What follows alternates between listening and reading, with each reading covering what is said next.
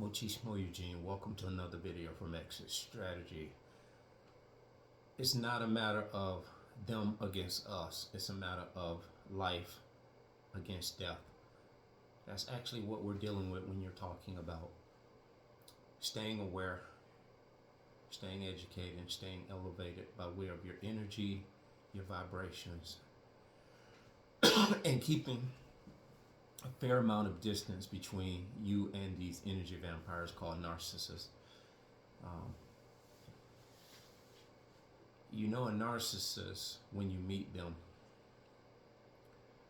Most empaths, the ones who are outwardly verbal, such as myself. A lot of empaths are very low key, laid back. That's just not my personality. But I'll tell you something that is synonymous with all empaths and chosen ones. We value and love and relish our alone time. We already know a narcissist. This is contrary to what they are all about. They are the opposite, polar opposite of what you are. You value alone time, decompress, um, introspecting, all of this beautiful stuff that alone time affords us to clear our head and get our thought process going forward for the next day, the next year, the next uh, minute, the next hour. We are very, I don't want to say methodical, we are very thought provoked. We're thought provoking people. We provoke ourselves to thought and people around us. We uh, encourage thought process in them. We value other people's opinions. We appreciate other people's input. A narcissist, you know, if you suggest or give them any type of advice, they, in extreme cases, well, in most cases, they will make you pay for that. They will make you pay for that because what you did was you disrespected their egocentric state of mind because they think they're above anybody and everybody. They don't need anybody to tell them anything. It's ironic that they've stolen all of their fake attributes from everything outside of them. They have never created anything original, and they have the audacity to get mad because you suggest something to them. What they do is they want to steal ideas. They want to sit back in the shadows and take something that it originated from someone else and call it their own. And so when you get involved with a narcissist, they will often see you are secure in yourself. You have plenty of ideas. You have ideas on tap. Well, maybe not a whole bunch of ideas, but what you are able to do, you can form a solution pretty much on the spur of the moment. You don't sit there awestruck like, and they can't think on their feet because they have so much deception and manipulation going on up here that they've cataloged how I'm going to play this one, how I'm going to play that one, because they've overplayed their hand with everybody. They've already seen what they are going to garner from you 6 months down the line. They've already mapped out their little conniving plan. Well, I'm just giving them too much credit there, but you get the gist.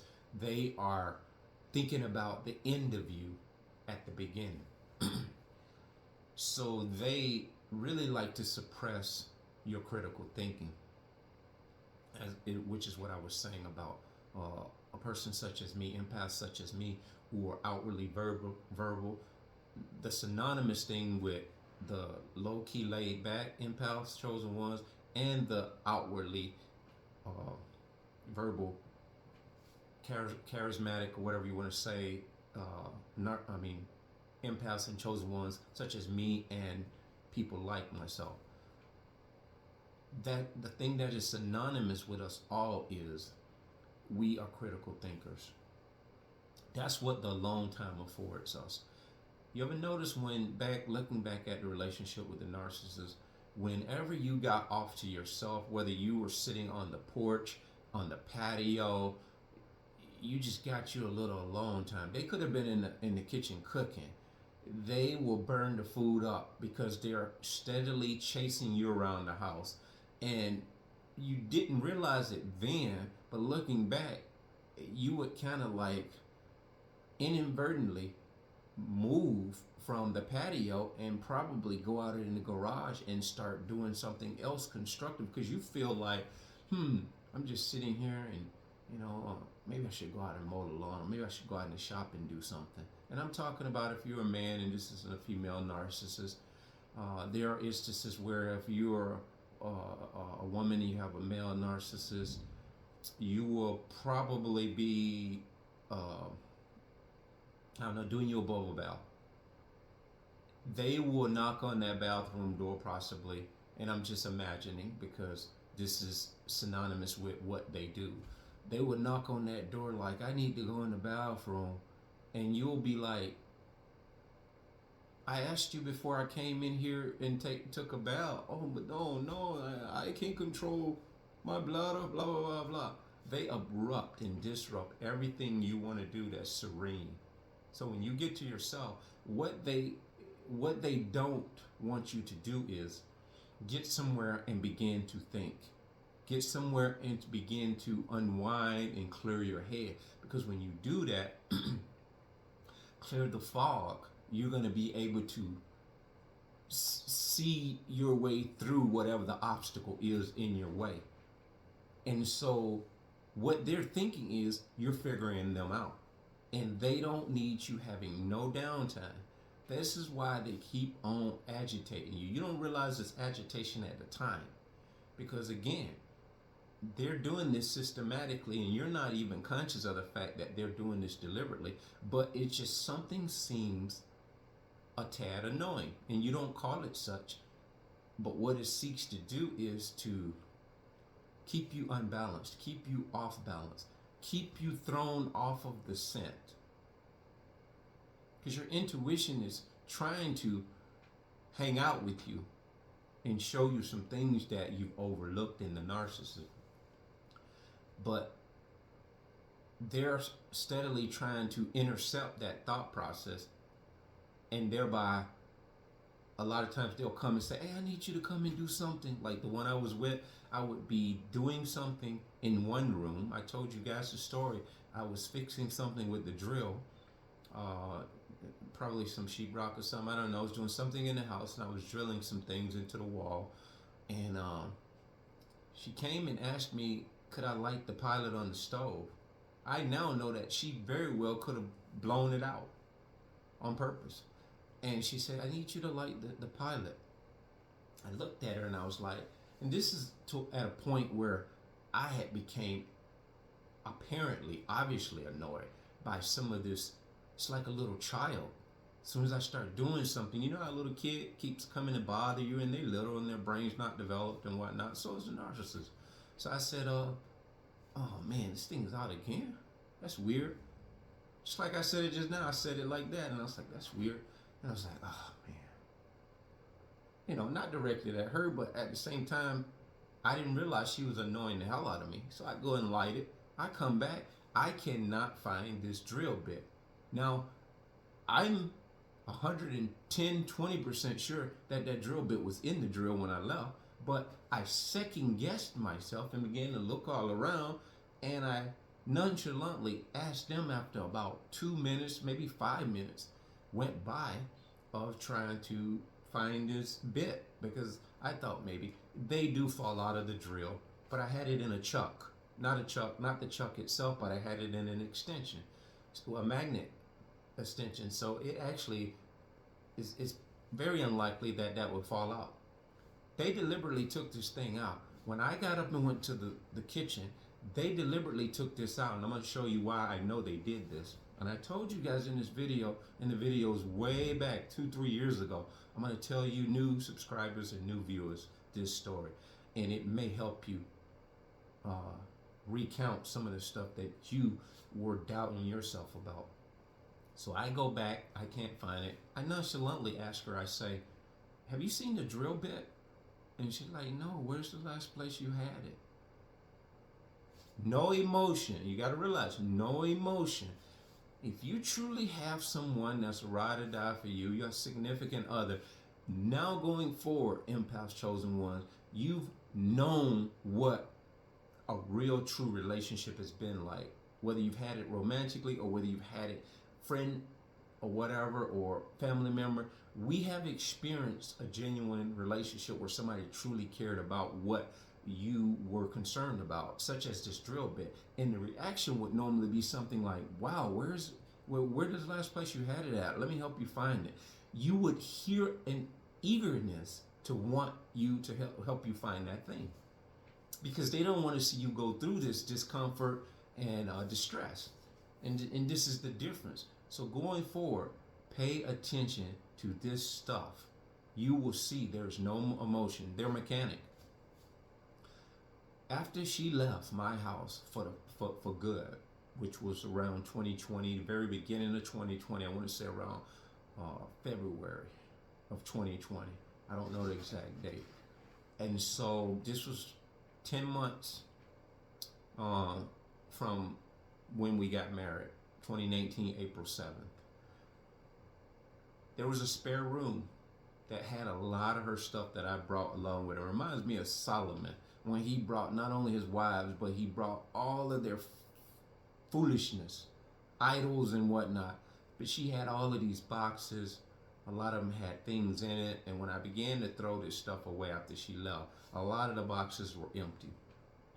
A lot of them had cups, mugs, just knickknacks of different things, to which I believe she had acquired through leeching, stealing, getting gifts from people in order to re-gift them to the new supplies. And this is what narcissists will do. They'll give their co-workers, if it's a female, for example, they'll give their co-workers at the office a mug or something. What they're doing in that atmosphere is trying to garner. And not everybody does this as a narcissist, but I'm showing you where the narcissist uses this as tactic and leverage. Everything they do is leverage. So they would give these gifts off to friends, just little cheap gifts, and that is to secure their loyalty. So when the smear comes in, that against you, the victim, that garners them the support and the sympathy of everybody and anybody, because, oh, they gave me an ink pen subconsciously. Person doesn't say it outright, they gave me a mug, but the loyalty, they associate the mug with the kindness and the act behind the gift, which is all a bullshit and a lie. Their personality is all BS. So back to the drill bit. This spare room had a shelf full of miscellaneous drill bits,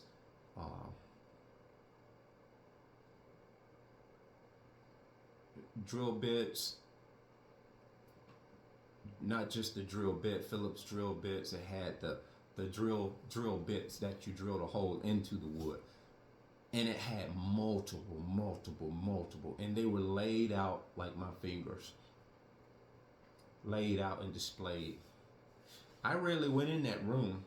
I had no need to go in that room, and I think they knew that. This is how brash they are. Took it out of my drill when she asked me to go and light that stove, and they're so brash, they hid it in that room almost like a slap in the face. I would have never put those things in that room, and to have them put there and displayed like that. But this was after they left. God showed me several things after they left. I discovered that a guy had been coming in my house, in my bed with this demon. And thank God, 4 months, I would say around 3 to 4 months up to her finally leaving my house, there was no physical interaction whatsoever. I told you guys about the fact that I would come home from my job that I still had until they inevitably fired me, I think as a result of them smearing me. But anyway, I would come home and that my Bible would be laid on my pillow, open to a random page. A couple nights I came home, I would just throw it over in the corner. No disrespect to the Bible, but that's the rage that they were trying to incite in me. And then 2 or 3 days I did that. Maybe that was a one day I did it, I think. But I had this knowledge. I knew, even though you know what these people have the propensity to do, and how they're trying to tweak the screws. If you have that information like I did, it still does not denounce your raw emotions, because they were doing things randomly and catching me off guard. To come home and see something that I hold sacred to me, which is the Bible, and them knowing that, laying it on my pillow, this is how they churn a knife. And so, second, third night, it was laid there again. Because you gotta understand, I went silent. Not one word for 3 weeks. They never asked me why you're not talking to me. They knew, because I already told her brother. So she was on pins and needles, and what I did, I began to come home, get that Bible, and delicately lay it over there. Wouldn't even disturb anything. You could hear a rat pee on cotton. It was so quiet in there. And I had rolled a blanket or a pillow, not a pillow, but a quilted blanket. I had rolled it the long way, and I had it between where she lays and where I lay, almost like a Mason-Dixon line. That was a boundary. I went silent. I formed a boundary, a barrier, a wall, and I would lay down and I would meditate for 5-10 minutes, and before you know it, I would sleep. Now, it was unnerving sleeping beside this demon, not knowing what they were going to do. They began to continue to cook food, and I would come home also, and I would see a plate in the refrigerator wrapped, because prior to me waking up, they would leave me a plate in the stove, in the refrigerator, wrapped up, and I would normally come home and eat it. Understand, once you're awake and you know what you're dealing with, don't eat anything in that house. Don't drink any liquid medication. Anything that's in that house that is digestible, do not consume it. Unless it's water from the tap, and I don't drink from my tap. I have a water dispenser, and I go and get the water. I don't know if I'm doing much better, but the point is, I would not drink it from this water dispenser if she was here. I would go back to the tap. I would almost go on a fast, pretty much. You have to almost do a fast, whether you're spiritual or not. You almost have to go hermit until you're able to wake up and go out and get you something to drink. And there's instances where things are sealed. Well, you can use your own discretion, because they got the propensity to probably lace that. This is the darkness of these people, because you got to understand, they know you know. This is in circumstances when they know you know, and even in circumstances when you don't have all the knowledge at your disposal, and you don't get it into after the fact. When you go quiet, or you start acting a little different or a little standoffish, and you pull back on your emotions and whatnot, if they even surmise you might know, you'll see a shift in their behavior. This is generally when they're about to discard you anyway. But what they do now, they speed it up, and they go on overload in annoying you. So I want you guys to understand, this is not a matter of them against us. It's a matter of life versus death. Light against darkness. It ain't nothing personal with us towards them, but it's personal with them. It's a matter of survival. It's a matter of sanity.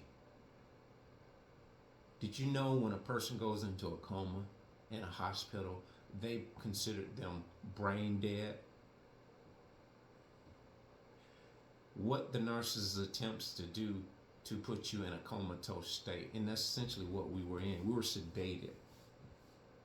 When you go in for surgery, they put me under sedation. I didn't know what was happening.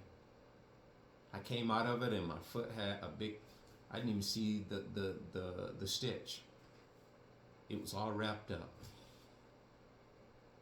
I had to just take the doctor's word that it was done, and it was throbbing. It was numb and sore. So I felt a little bit of that. But after the next couple of days, I knew something seriously had happened to my foot, and that was the surgery. So that's the same thing. When you come out of this fog, 4 years later, I still go through moments of energy depletion. And being an empath is because I exercise and exert so much energy and thought. And it exercise so much energy by way of just not really taking time to myself. So self care is very vital once you come out of a narcissistic abusive relationship, even 4 years after the case, because I got myself entangled with a few after the narcissist in short-lived interactions, relationships, friendships, whatnot. So I know pretty much a lot of the ins and the outs of how you can perceive and think that you have all the knowledge, you have all the insight, and yet still get duped by some of these people. It's a trial and error, guys. That's why you see us talk so much about this stuff unending, and we never will stop talking about it, because this is something that is very critical to your life, your livelihood, and your longevity. Had it not been for these things, if it were not for these things, we would not be talking about it the way that we're talking about it. But for those reasons, and those reasons alone, this is not something to play with.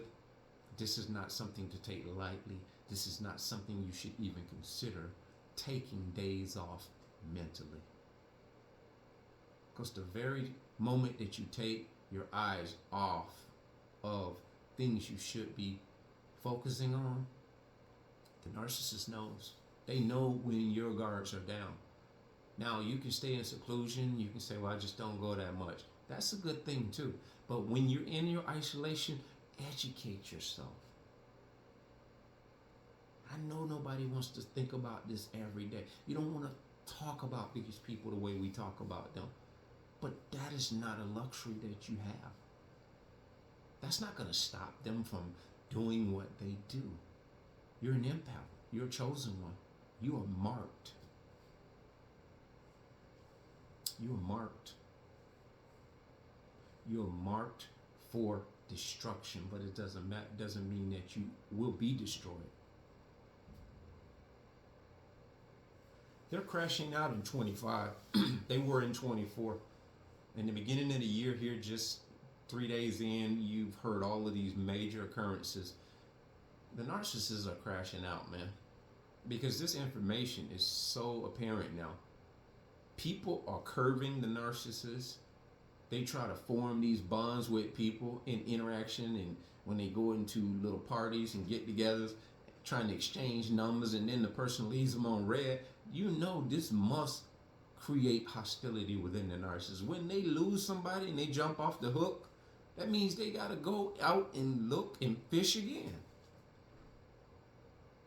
They catch 10 fishes, they get back home, all the fish done jumped out of the cooler.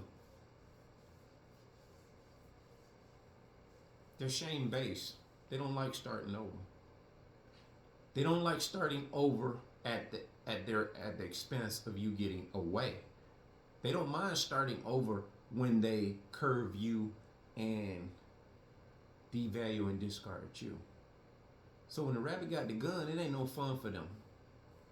And there's a movie I'm about to watch here. Well, I'm going to watch a little bit of the documentary. It's a movie called The Vow.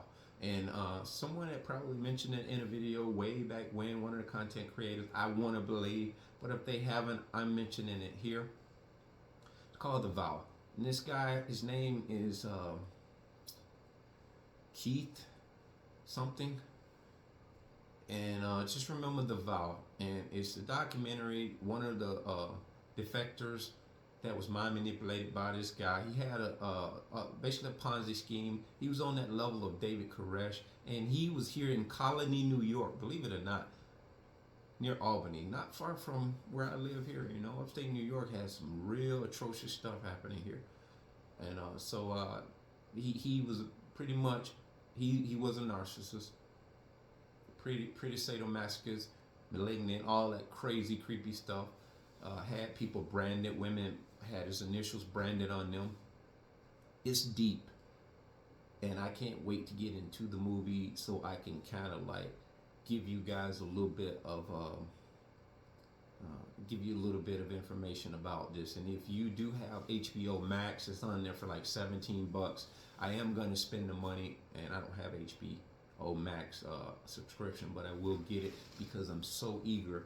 And I heard this guy, Richard Grannon, and him did pretty much one of their forums or speeches or speak, because Richard Grannon, he's one of the ones, man. He knows wow. And so they were doing a little speaking situation, and this guy, he speaks profoundly about this cult he was in, and he was in it for many years, and he went on to produce or co-produce his experience. So this is a real life experience based on his interaction into this cult. And he's able to recount now, looking at how he was manipulated by this narcissist. And it's called The Vow. So if you guys haven't seen it, go check it out. And maybe you will get a grand insight on how subtle these people are. That's why I tell you guys, if you're going to get a gym membership, don't get into group gym memberships. Like a lot of you women, you go when you feel like you need to get into a group. Get your personal trainer. Make it a one-on-one. Don't get into groups, because if you get into groups coming out of this one hell, you can't focus on all these moving parts. And you know how you girls like to share and you friend up real quick and partner up, and before you know it, you're having coffee together, you're sharing numbers. Guys, we're a little more standoffish, but we do get caught up in the buddy stuff too. Because you'll have a narcissist guy, he'll come up and he'll just try to show you how to do bench presses, and you didn't even ask him to come and help you. You just 1-2 days into the gym. They are attracted to you because they know the energy that you provide. And if you're not aware and you're not attuned to what is trying to infiltrate itself on you, you're out of a relationship, so you think you're in the gym, so you think this guy has a good meaning intention who comes over and tries to spot you. Just think he's being a nice guy. Ask yourself this: if you didn't ask a person to help you and they just persist, that's a red flag. They're trying to garner something from you.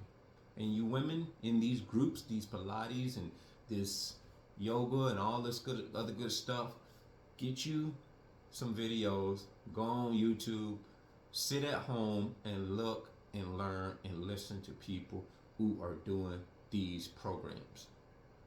Get you some healing first. Get you some awareness. Get your awareness way up here. Then you attempt to go out and you go to these gyms, and then you're armed with the fact that these people may come up and try to impress themselves upon you. You're prepared, and you're able to deflect that. You can bob and weave. You can gray rock. You can become very boring. You can just casually say, I got too many obligations, sorry. And you may not have anything going on other than the gym. They don't have to know that.